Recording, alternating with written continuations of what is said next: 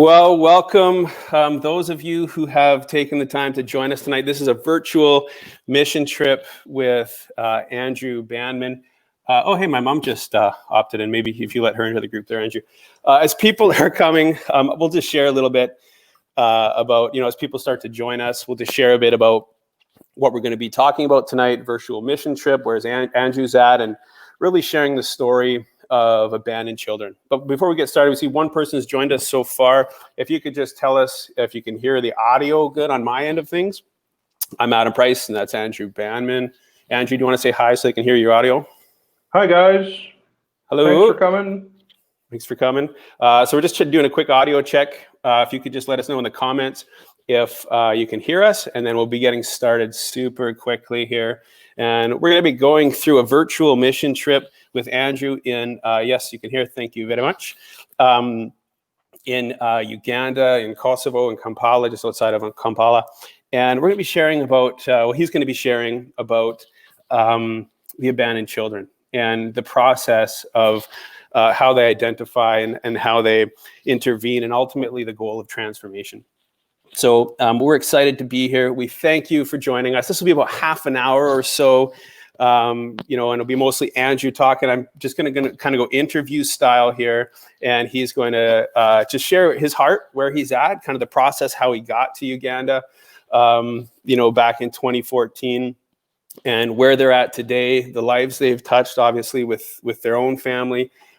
If you have a question for us, please put it in the comments. We'll be more than happy to, if it's contextually relevant to the conversation, I'll be letting Andrew know and kind of bring up your question. If it's something that we might need to put to the back of this virtual mission trip, ideally we do get to it. So at any point, if you have a question, post it in the comments, and we'll get to it hopefully sooner than later.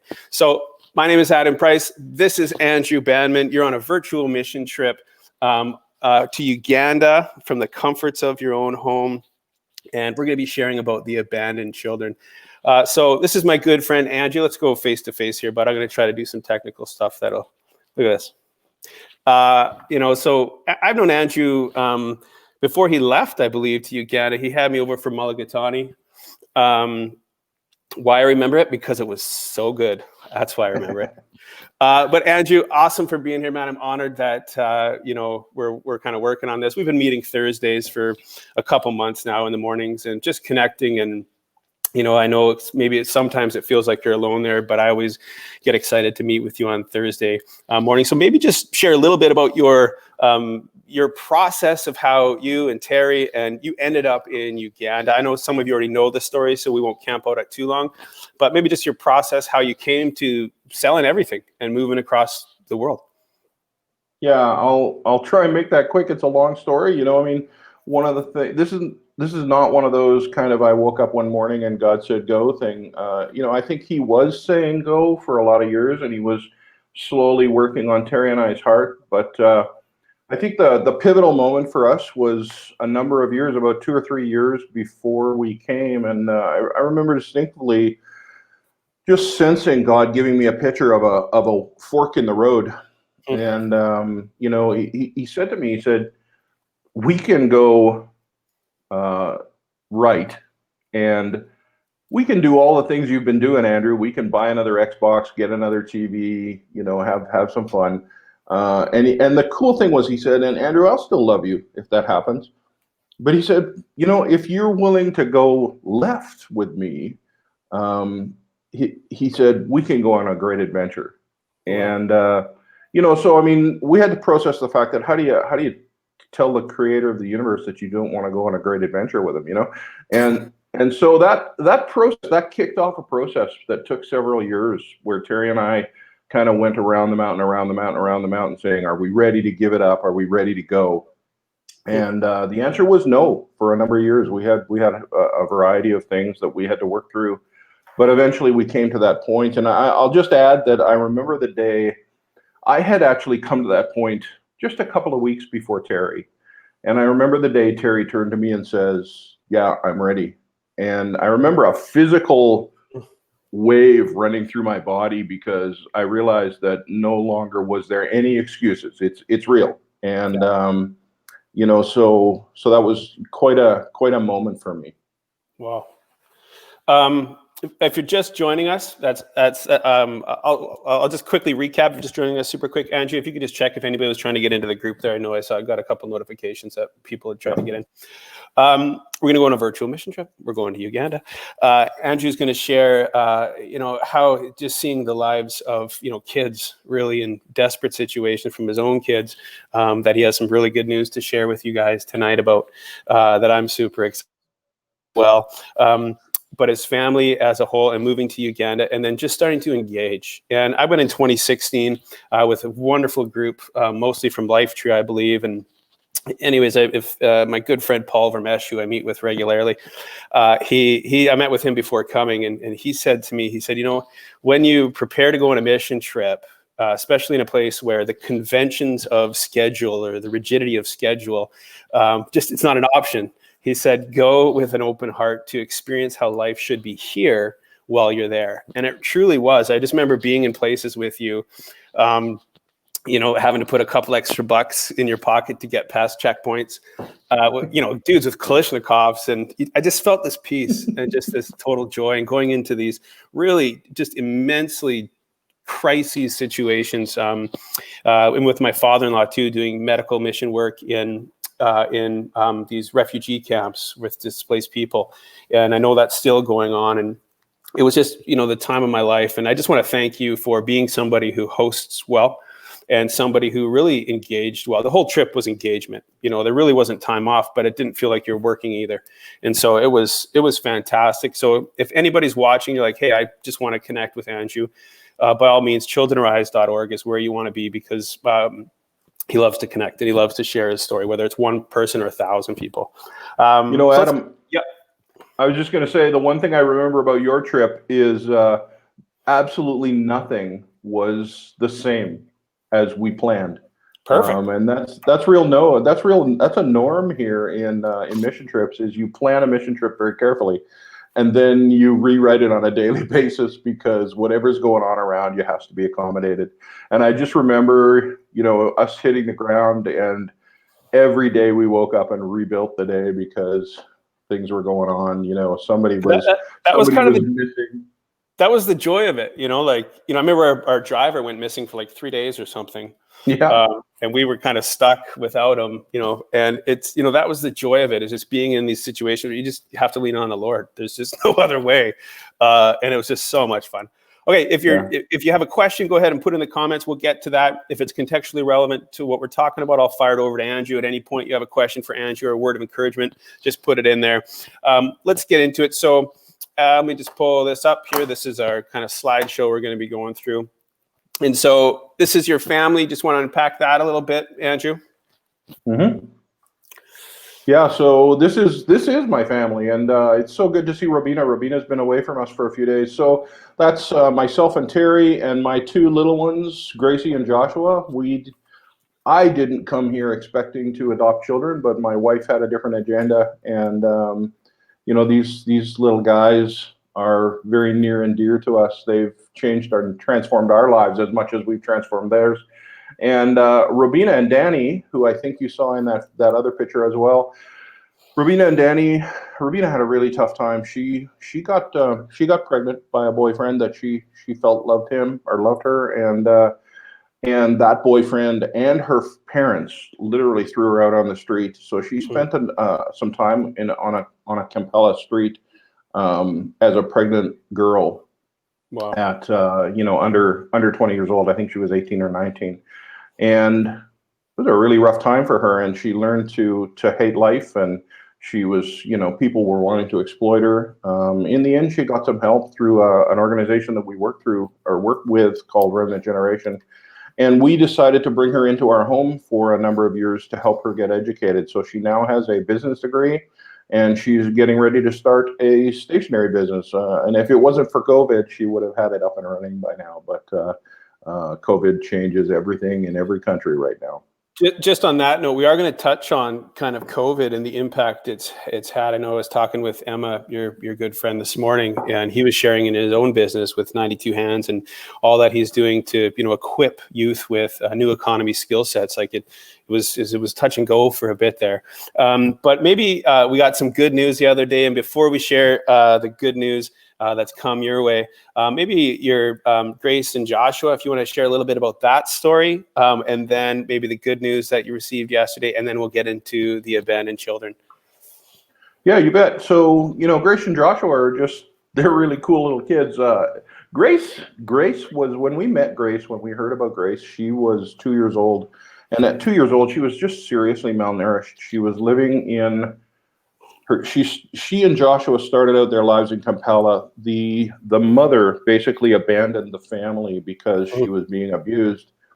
And the father then brought the children to the Jaja. Jaja is grandmother. And the Jaja, when she received Grace was 2 years old and highly malnourished. Gracie weighed, I think it was 4 kilograms at 2 years old. So she was in really rough shape. And she was surrendered. The grandmother eventually surrendered Grace to the authorities, who found a home to help her. And she couldn't even eat. She hadn't eaten much. She ended up, you have to go through a process of kickstarting their digestive system. And Joshua was malnourished as well, but not as badly. I guess he had an extra year under his belt and was a little bit better off. When we got Grace, she was on the road to recovery, but still very thin, couldn't walk, very atrophied muscles. And so the cool thing about this situation is you can just see them. This is them today, you're seeing on the screen. And Grace has fully recovered. They said that the only physiological repercussion that could happen is some eating disorder, which we haven't seen. She doesn't overeat or store food away.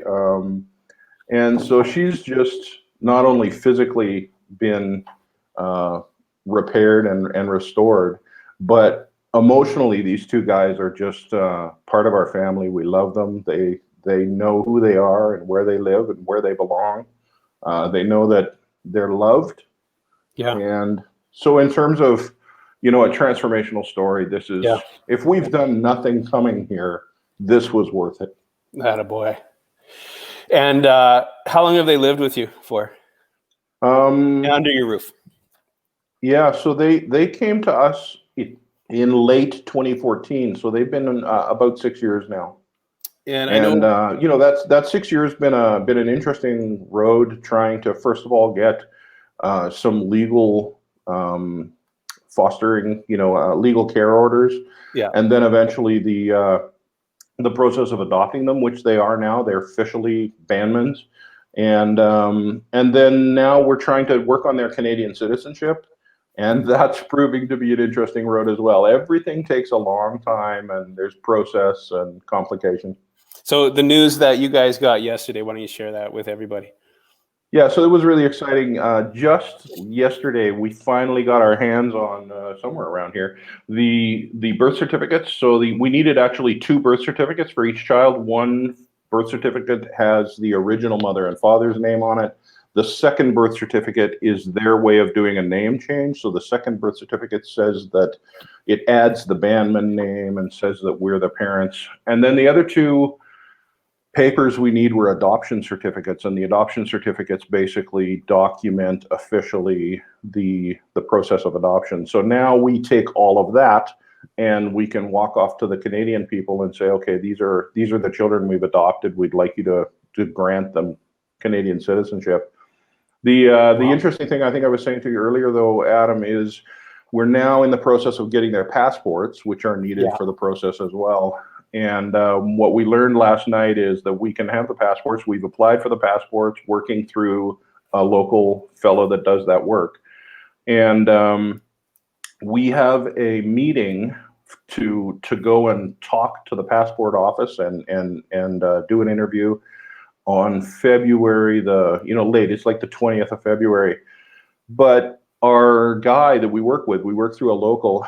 He pointed out to us last night that for $800, which was a bribe, we could accelerate that, and I could go there at 8 o'clock this morning and have that interview. And 2 weeks from now we'd have those passports, and it was so tempting. I bet. Just to pay the $800 and get it done, because we've waited. We've been working Years. on this for months and months. Yeah. But we had to say no. We had to say, that's essentially corruption, and we can't be party to that, and we certainly can't have any corruption coming anywhere near the adoption. Yeah. So, yeah, we're waiting. Sounds good, Welcome man. to life in Uganda. Yeah, I'm in COVID times. We're going to get into the abandoned children, and that's kind of what we're sharing today. That's a bit of Andrew's backstory, a lot of his backstory. And having met these kids, it's remarkable. I remember sitting on the couch with them and just hanging out, and just knowing their process to get to that couch, and what you did in terms of identification, intervention, and then transformation. It's a beautiful thing, man, and I know you've inspired a lot in our community by the stories that you share about these two. And so, we just bless you in that. And, the sad thing is, these stories are a little bit too frequent.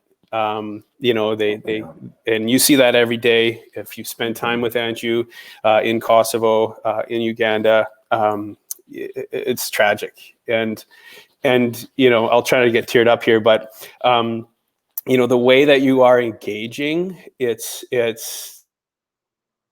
on an intimate level. I know you've had people just move in with you because they had no other place to go. And I've heard those stories, and you can't do that obviously around the clock with everybody because your house isn't big enough. But when you come across, the abandoned children, like we're talking literally abandoned children, and where their mother, usually it's the mother was the primary caregiver, if I understand correctly, and the father's, since gone before that, but the mother leaves them. And, maybe quickly touch on these 3 points. And then we're going to take a look at a story of Stella's family and, address a bit of the judgments that ultimately, as a father and, Sonia, as a mother, and even yourselves, I'm sure you come to the place where how could you leave your kids completely abandoned? And, we need to address that judgment because it's a different context than we're used to in the West. And so maybe you just share about, these 3 step points, and then we'll get into the story of this one family who did get to experience transformation. We got some video stuff for you guys as well. But yeah, I just want to just touch on how you operate and in the context of abandoned children when you do engage. Sure. So, we're applying, when we're working with the community and we're working with things like the abandoned children, we're trying to be methodical. I'm a planner by nature, and my background is IT, and so I like to be methodical and systematic about things. These 3 words are important because we want to go about methodically vetting who we're dealing with, what their circumstances are. You even have to determine, are the circumstances real? Mm-hmm. And then you need to, so in that identification, we're working with locals. One of the things we always do is we work with locals. We do that for 2 reasons. One, to kind of protect ourselves. And the other thing is to make sure that we get it right. There can be a tendency for the Mzungu, the white man, to just want to come in, ride in on a horse and save the day. Mm-hmm. And that kind of feels good, I saved, somebody by giving them some money, whatever I did, Can I just interrupt there? Yeah. I remember when I did that to you. Remember when we were at that school? And I was a teacher. We all do that. I know, but it was so bad because then they needed to do the currency exchange and you had to pull out. Anyways, there were these fellow teachers. I just, doled out maybe $100 or something, which, definitely did more damage than good at the time. But you do have that feeling, where you that's definitely not going to transformation by any stretch of the imagination. And Adam, even though, I think that we can have the wrong motives in giving money or reacting whatever way we react. I don't think that's what you were doing. And I try to avoid just an emotional need mm-hmm. to give somebody money or give them something or whatever it is. But the truth is that some of these circumstances, your heart just breaks right there, and you just think, I got to engage. And the obvious, simple way to engage is to help financially. But in identification, so just back to these three words, which are really important, the methodology that we follow is in identification, we involve locals. We don't actually go looking for problems. If I went looking for problems in this community, I would just be, sucked into a black pit. But usually we wait for somebody, a leader in the community or a leader in the church, to identify a need that they know is real. And the reason we do that is now two things happen when we do that. One, we can be sure that we're engaging with something that makes sense to engage with. These people have personal knowledge of the situation. And because they're leaders in the community, they're not just bringing anything or their friend. But beyond that, in terms of identification, it puts a local face to the solution. What we never ever want to do is build dependency on us or on Mzungus. We want to, meaning the white people, we want locals to be the solution for locals. And so the identification process by using locals and staying almost one step removed and helping a local solve a problem for a local, that's a really good situation. Then in terms of an intervention, we don't just hand out money. As a matter of fact, we try and avoid handing out money wherever we can. We look for solutions, and we really believe that business and education are the two things. Business creates opportunity, and so if we can help. And that's that's the story we're going to get to in a second here. I wanted to just let people know that if you're just joining us, feel free to post a comment. But we're gonna unpack a story that goes through these three steps in just a second. And Andrew, sorry to cut you off there, man, but I just wanted to let them know that the story that you're talking about, we're going to be sharing really shortly, and it's just a cool story. So continue on. Step 2 there, intervention. So business brings prosperity, and education creates opportunity for people, right? And so we try and in each situation that we're working with, from an intervention perspective, we want to bring typically those two things. We want to bring a situation where if we've got a mother with kids who's desperate, she's desperate because she can't provide for her family. So by sitting with her. And going through what skills do you have? What skills could you learn? And how would you leverage those skills to create funds for your family so that your children can thrive? Arise is all about children, and we really believe that every child deserves the opportunity to thrive.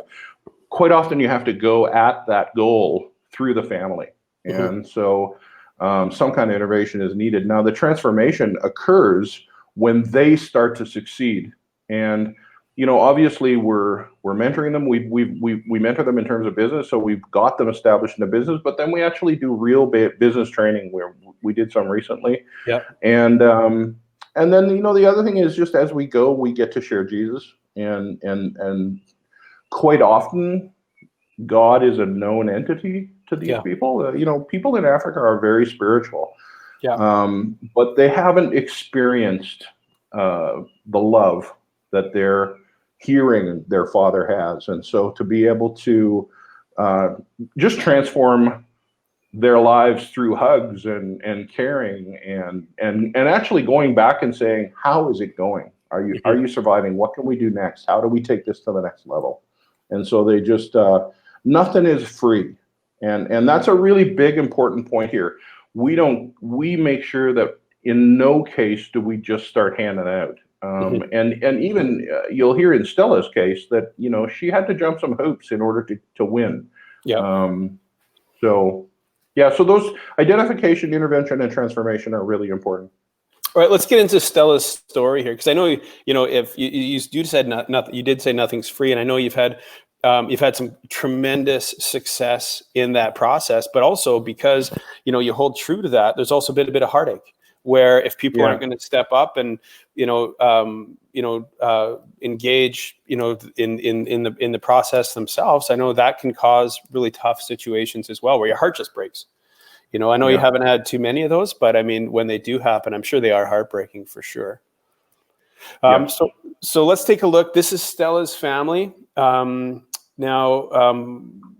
she, again, just cut me off if I'm wrong here, but she basically left her kids, you know. And I know when we were talking about earlier, can I ask that question, Andrew? Like, how could you leave your kids? Like, how could you do it? And you said, by all means, because that's the question that, you know, you ask when you see this situation. But contextually, there's something much deeper. There's something else going on that, you know, having grown up in a loving home and having a loving home for our family, it's just not on our radar. It's not on our grid. It's just so far off, you know, how I process life. But, you know, I into judgment. You know, and so maybe this is Stella's kids. I don't know if you want to, you know, say their ages or their names or you know, anything like that.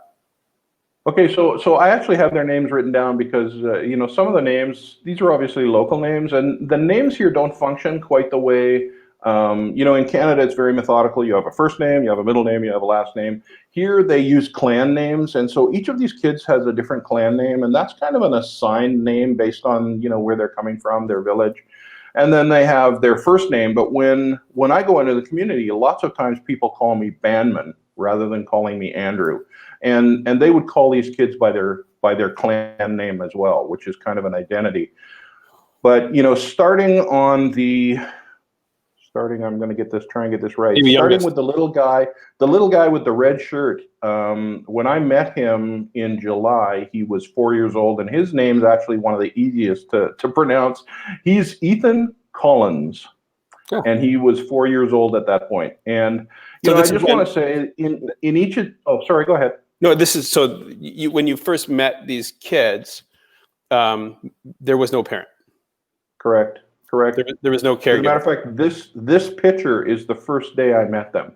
Wow. And that house had been rented by the mother and father. The landlord was letting them stay there, and they had been sitting there rent free for 6 months. And mother and father were both gone. And it was a difficult situation, and the landlord was getting ready to evict. You know, I mean, you can just imagine she can't just inherit this problem. So what would, you know, there I stand literally looking at this. This is me taking this picture, and I'm looking at a 4-year-old who's got no mom, no dad, and is about to be evicted. And your heart just breaks. You know, some of the kids were 3 and 4 and 5, and that's younger than Joshua and Grace. And you literally stand there with your heart in your throat because you want to just pick them up and take them home, but you also realize you can't pick every kid up and take them all home. So that the little guy in the red is Ethan. I'm gonna struggle with some of these names, but next to Ethan is a brother, and he is Nazizi Kendo. Next to him is Nicole, sister. Nabachwa Nicole, and then the oldest sister, her name is Namolondo Samyia. So these are Stella's kids, and when I met them, Stella was actually, I didn't know it at the time, but Stella was actually many miles away in the south, almost to the Tanzania border in her village, and the father had disappeared. So these kids were well and truly abandoned. They did have some furniture. They were struggling for food. I can't imagine, you know, talking about, you know, just the feelings that you go through here. You stand there thinking, what must these kids be feeling? They're hungry. They have no one to look after them. And, you know, they've got to know, even this older girl, Samyia, she's got to know this can't keep going. The landlord's going to kick them out. And so they're at that point going to be on dirt streets in a third world city. And that's a pretty stressful situation for these kids. So I mean, you know, to me, that just seems like overwhelm. You know, I know your resources are maxed as well. But I mean, just hearing you get choked up there, I got choked up. Fortunately, I was able to mute my mic and take the screen off my face because I slobber cried disgustingly. Me too. Oh, perfect. So you've identified intervention, and we'll get to transformation because it's a great ends up being a great story because how the Lord's positioned you there. Yeah. But what does intervention look like? And like I don't even have a grid for it. Like I mean, obviously, Yeah. I would do something. I would just probably try to, put a Band-Aid on it, and I know that's not going to, maybe there's a bit of a process where you go from crisis, but you got to get past just rescuing. So what's the next step, Yeah. So in any intervention scenario or in intervention scenarios, you have kind of two halves of a coin. There's relief. Relief is where you address an immediate problem that is an emergency.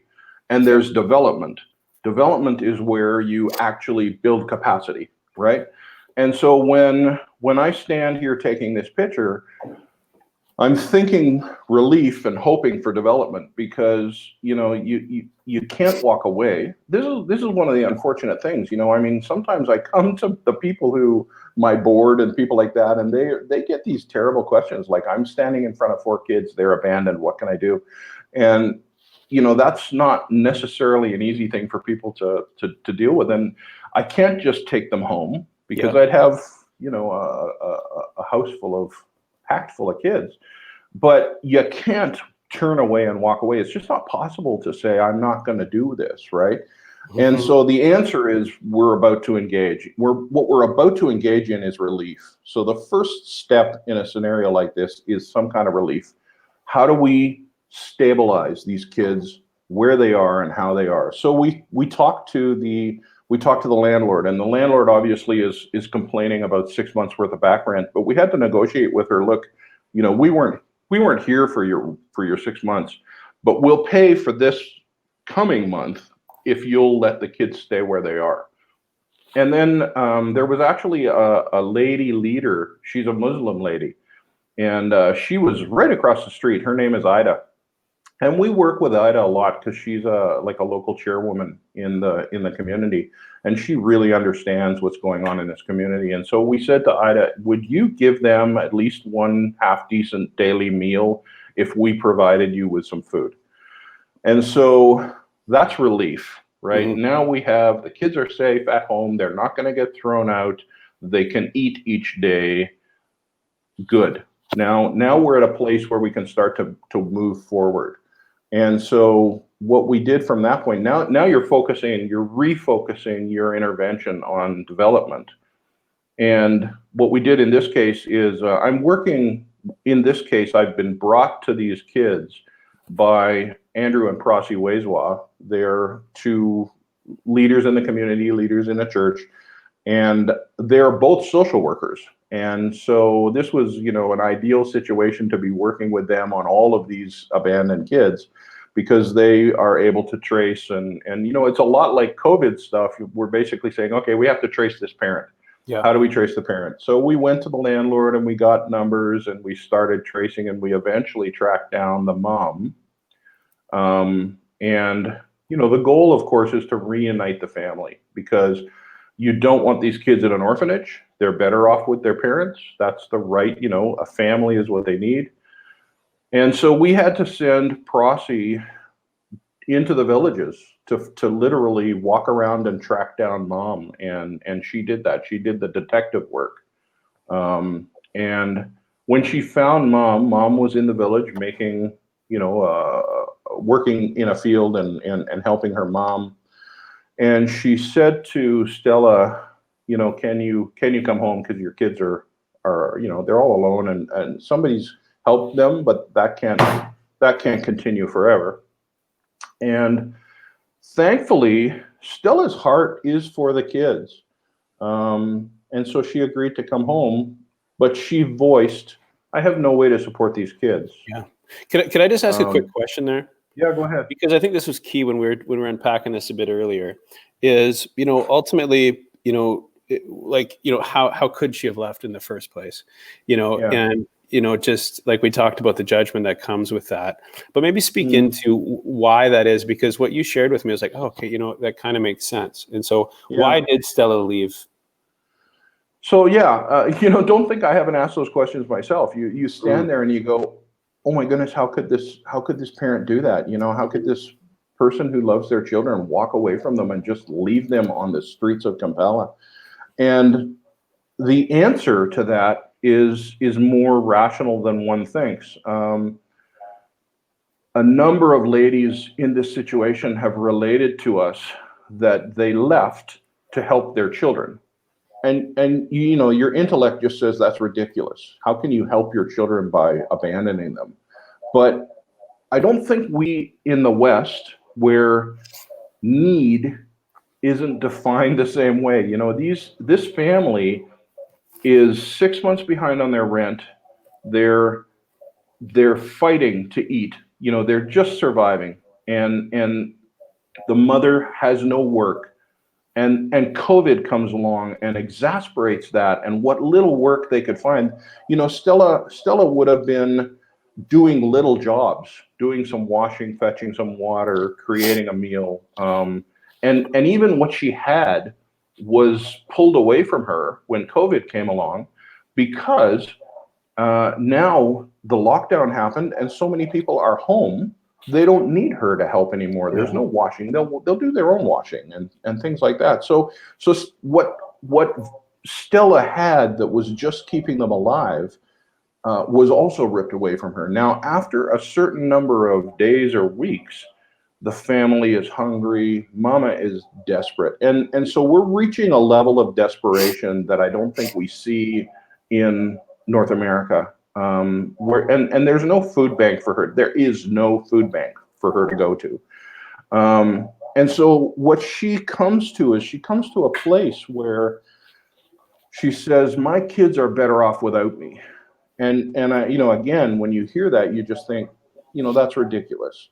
And yet there's truth to it, because if Stella stays, then people assume Stella is going to provide for her kids somewhere. Yes, it's going to be hard, but she's going to find a way to feed them. The minute Stella leaves, people look at these children and they're merciful, and they'll give them some food. They'll try and help them in some way. And in fact, I came along with Prosy and Andrew, and we looked at the situation and said, we got to help these kids. So not only was her logic rational from her perspective, it was true. When she left, mercy came. And so, do we condone the abandonment of children? Absolutely not. That would be ridiculous. Do we understand that there's a level of desperation and hurt that causes somebody to say, for the benefit of my children, I'm actually going to leave? There's a strange truth and reality to that. Wow. I hope that's kind of explained. I just got to mute my mic so I can sniffle. Sorry. Yeah, I can't imagine. That's hard to stomach. I can't imagine being a parent with that kind of choice. Yeah, that's inconceivable to me. So she comes back, and you know, this is where we start to see a bit of a shift. And so this is the transformation. And what was her? So she has no means of generating revenue. I know she had a dream of becoming a seamstress. And so let me just play a quick video here. Hopefully I'll be able to transition this properly. Okay. And hopefully you can hear it.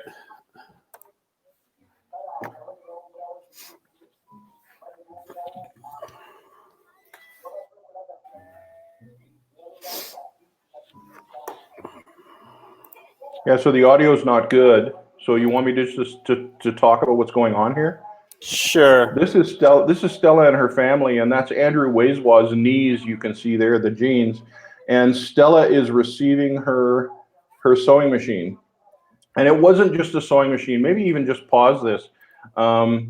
It wasn't just the sewing machine. This was a great sewing machine.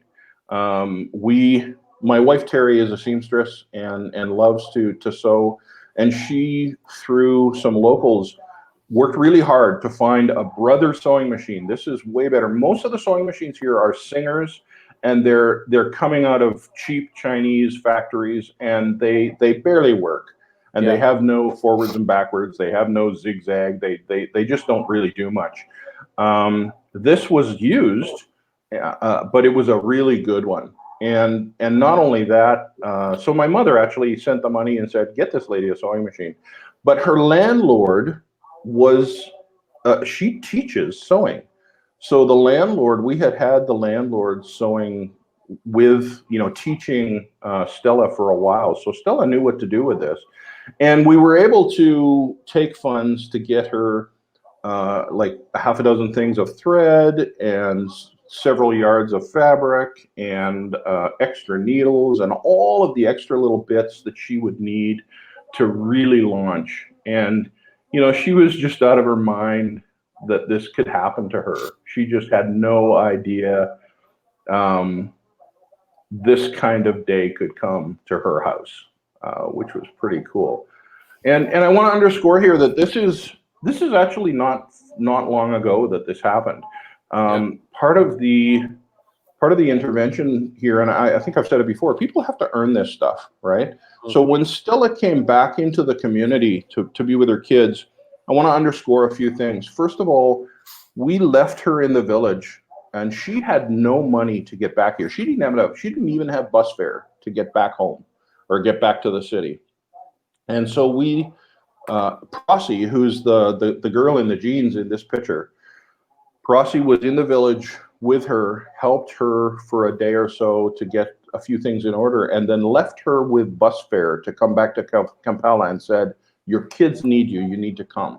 And Stella says, I don't have a way to support these kids. What am I gonna do? And Prosy said, just come. And we don't know what we can do, but we're gonna try and help. And that's it. And so Prosy left and came home. And I honestly thought to myself at that point, yeah, I'll bet Stella comes. If I was Stella, I'd keep the money and stay in the village. This is where my mind is headed. And sure as shooting, the next day there's Stella at home with the kids. And that was the first step for me in realizing that Stella's real. She cares about these kids. And then there was a process. So the process to begin with was, okay, Stella, you need to find a way to support these kids. What skills, what have you done in the past that you could do now to support these kids? And we came up with the idea, she came up with the idea, I don't want to put these things in her head, of hawking. So hawking is selling door to door. She takes a pile of clothes on her back. She goes door to door, she unrolls the clothes and shows them, what these clothes are, and people buy them. So she did that for a couple of months. And we told her, if you do well, we're going to give you some startup cash. And so to start up a hawking business took 200,000 shillings, which is about 80 Canadian bucks. And so for 80 Canadian bucks, she started her hawking business. And we told her, okay, we love the idea of you being able to sew, especially because it'll enhance your hawking business. You can now fix clothes and things like that. But you got to prove to us that you're serious and that you're going to do this. So you need to be successful as a hawker. If you're successful as a hawker, we'll consider the sewing. So after a few months, we went back and we actually checked, do you have your capital? And are you feeding your kids? Have you paid your rent? And when the answer to those things was yes, and we could see the truth, we actually enrolled her in the sewing course with her landlord so that in the evening when she was finished talking, she could start sewing and learning about sewing. But we didn't give her the sewing machine. And we said to her, if you will learn to sew and continue to do well with your hawking business, we will get you a sewing machine. And so it's a progression. Development and capacity building is a progression. If you just, one thing's true, or a couple of things are true. If you just dump it all on them, it's like a lottery. And we probably all know lottery winners don't do that well. They basically feel like they've hit the jackpot and everything's perfect for the rest of the time, and they squander it, and that's the end of it. So two things have to happen here. First of all, we need to know that Stella's doing the job, and she needs to know that she's earned it and that she deserves it, right? And so by moving along in steps, in a progressive set of steps, Stella is building self-confidence, self-worth, and we're investing wisely. Yeah. So, I mean, to go from, this situation where you're just, I mean, you took this picture, which is even, more compelling. You just kind of, your heart breaks. And, I don't know if you're talking to Paul or whoever on the board, and it just, with limited resources and stepping out in faith. And then, to go to recognize the identification and the intervention and the transformation that comes out of it. I mean, sorry, I forget this girl's name, but just the way she's leaning on her mom, like that doesn't happen unless this picture gets taken, unless you engage, unless transformation moves forward. So, man, that's just a beautiful story. Ultimately, for $80, you can bring that transformation, and it's unbelievable. So the total package cost on this particular family, by the time we put in the initial $80, we actually added $80. Before she got the sewing machine, we actually increased her capital. And so there was 160 plus a total of about 250 for the sewing machine. So what are we at now? 450-ish, and then some rent and food. So this is a $500 or $600 investment that took it from 4 kids all by themselves about to be on the street to a family with the capacity to feed themselves, and actually they're thinking about their future. That's unbelievable. So, this is, Andrew, I know, I know we're running just a bit short on time here. But, if what Andrew shared tonight, and I've been talking to Andrew for months, and, the tragedy out of this is, they're not few and far between, and, the way that you engage so well, that you are an incredible steward of the resources that are gifted to you. And to Children Arise, ultimately, we would love for place. If you're watching right now, there's a link, I don't know, above or below. I put it up there, and I know my son jumps on this every year. And if you're willing to partner with Andrew and Children Arise, it doesn't take much, which is the crazy thing. And this isn't a plea just, for cash or whatever. It's really, this changes lives. I've seen it. I've seen it firsthand. You've heard it tonight. I'm gonna get choked up. Gotta mute. Sorry. Let me jump in. Yeah, please. You take a breath.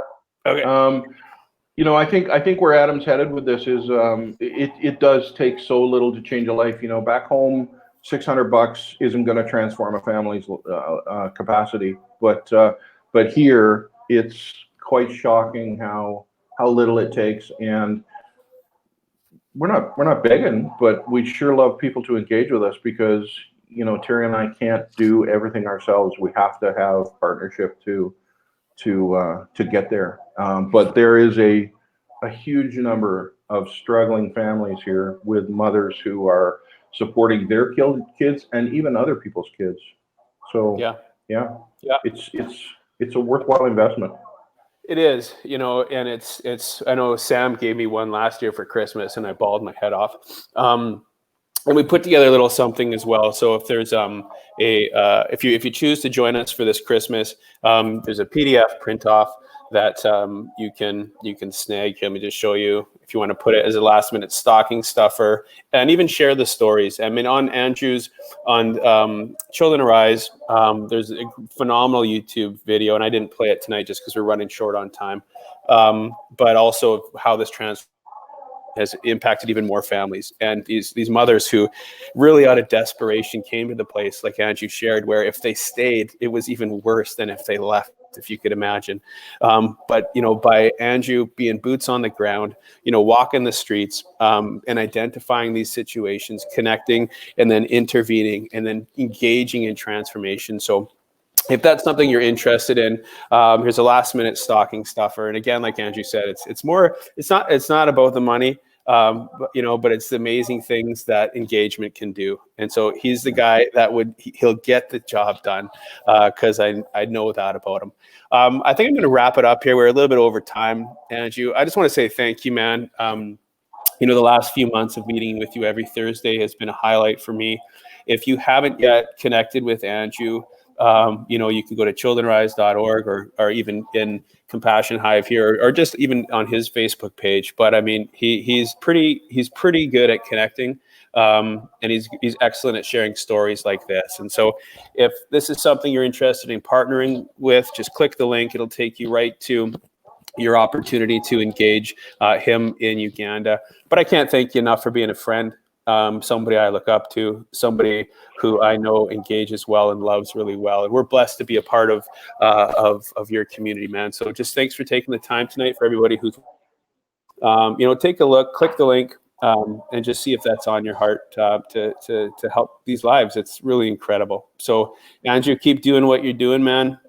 Keep blessing that country, because you're blessing us back here for sure. And so, Adam, is there an opportunity as time runs down here just to take a few questions from people? Yeah, if absolutely. You know, we got a few minutes here. If anybody has a question for Andrew specifically, you know, by all means, you can just post it in the comment there below, or on Facebook. And as questions come in, I know you'll probably recognize quite a few of these names. As questions come in, we can engage those. If you have any question at all for Andrew, and even after we wrap it up, obviously hit him up on Facebook as well, and I'm sure he'll be more than likely to respond. So it's childrenrise.org is the overarching website, and then the link specifically for abandoned children and supporting Children Arise for what you heard about tonight is in this post right here. So I think that's probably it. If you are watching from the Life Tree community, my good friend Adam Hankel and Chelsea Hankel will be sharing shortly here. And you can check that out over on Life Tree. For those of you who shared this, we just you know, bless you. It was Thank you. Thank you so much for you know, for doing that. You know, Kelly in particular. Thank you so much for just taking the time to get the word out. And I think that's it, man. There's just people are encouraging you. I mean, I don't know if you can see the posts on the side there, Andrew.